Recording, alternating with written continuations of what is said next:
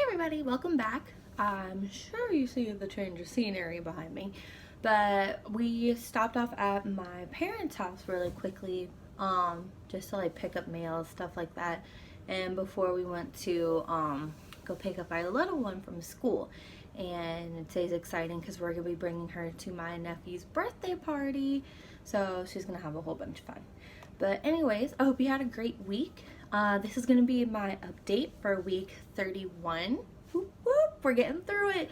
Slowly but surely, we are getting through this pregnancy together. But anyways, let's just dive right on in. So, what to say about this week?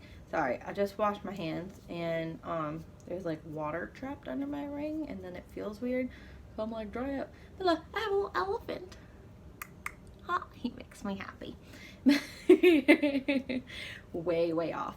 Anyways, so yeah, this week has been full with a lot of ups and downs for me. Emotionally, physically, everything.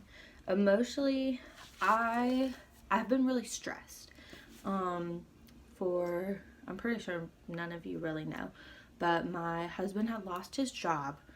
So he was unemployed, and then basically like around the same time, maybe a week or so before that happened with him, I told I had to stay at home because I was having contractions at work, and obviously all of that is bad news.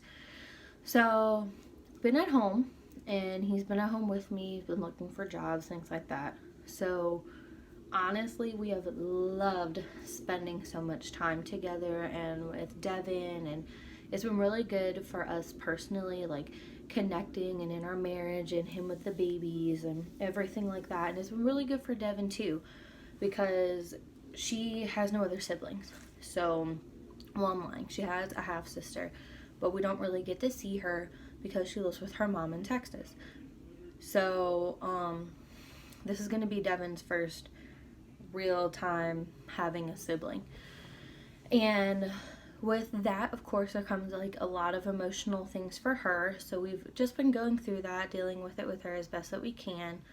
And it's been really good to like reconnect with her. And even though she's starting school, and that's another big change for her, is she had never been in school before. So school plus the baby's coming, it's a lot for a 4-year-old to handle.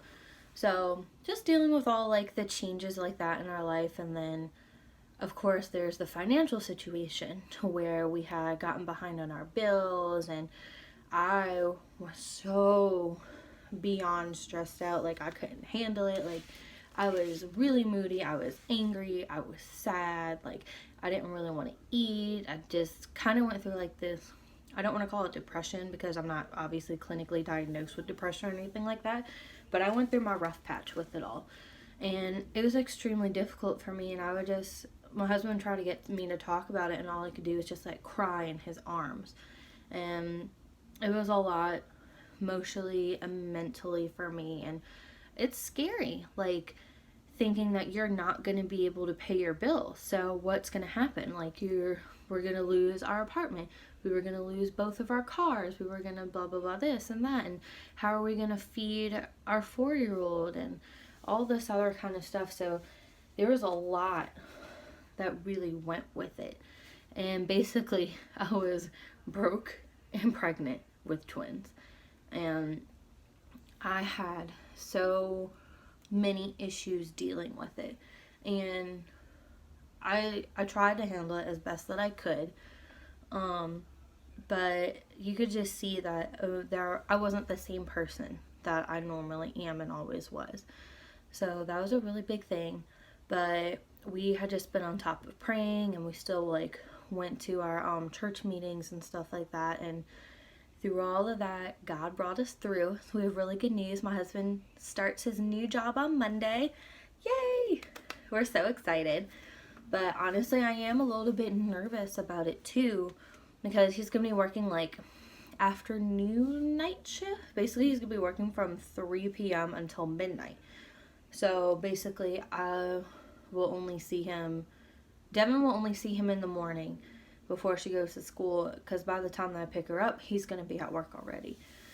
And that means that I'm gonna have to go through the night by myself until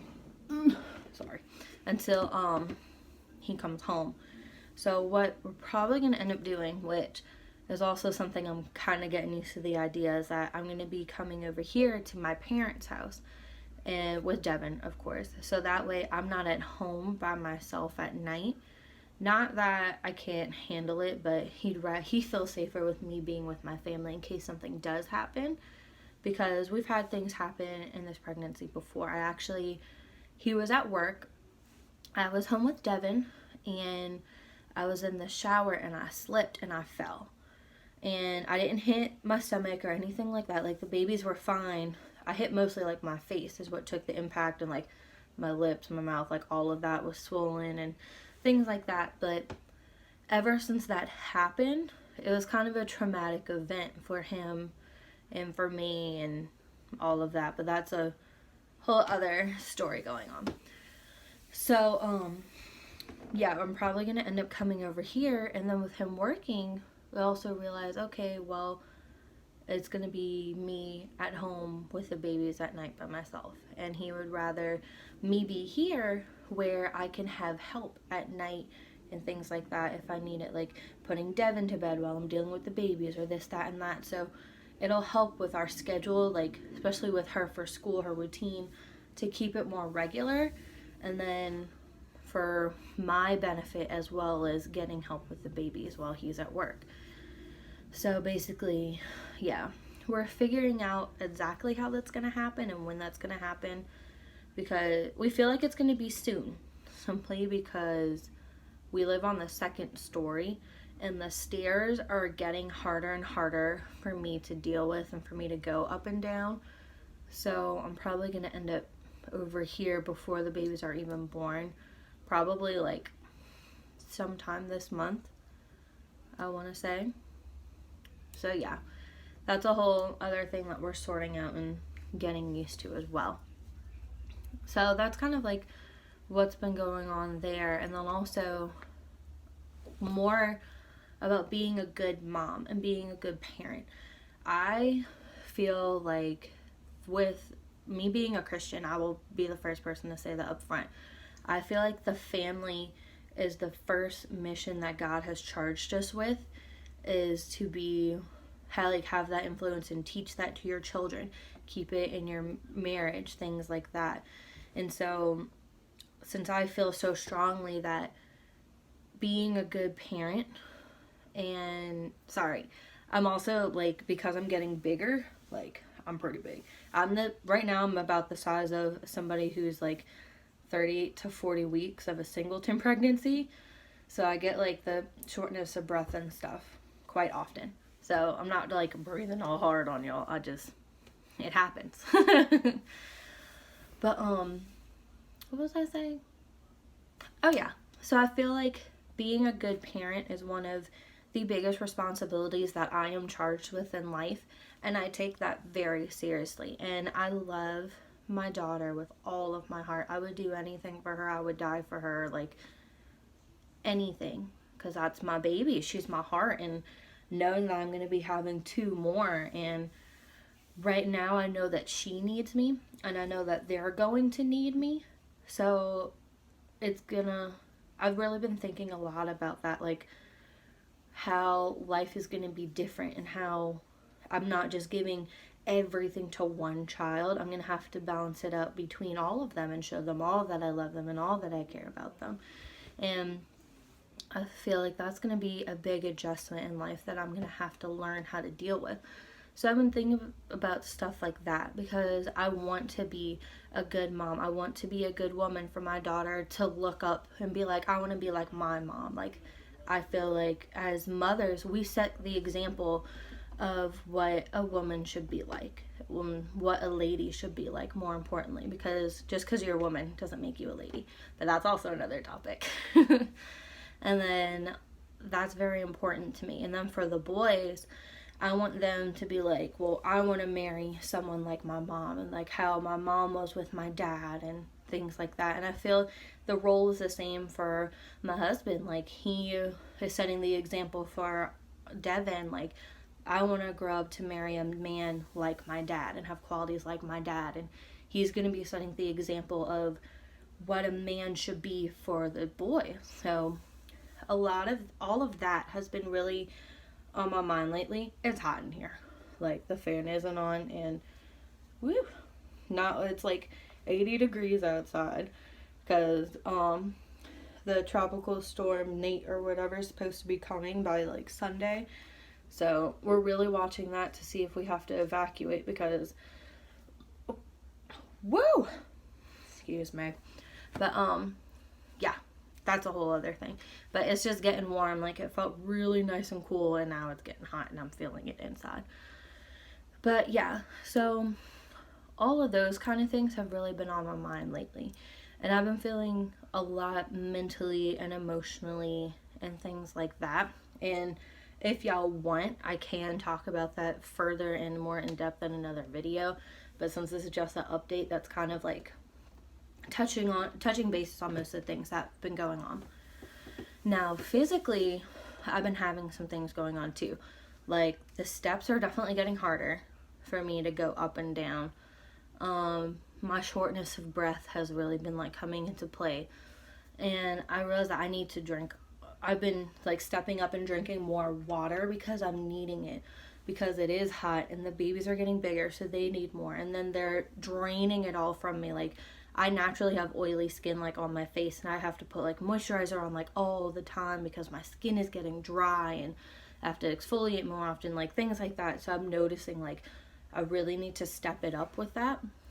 But I've also been having like some hip pains and some back, like lower back pains, or even mid back too, honestly.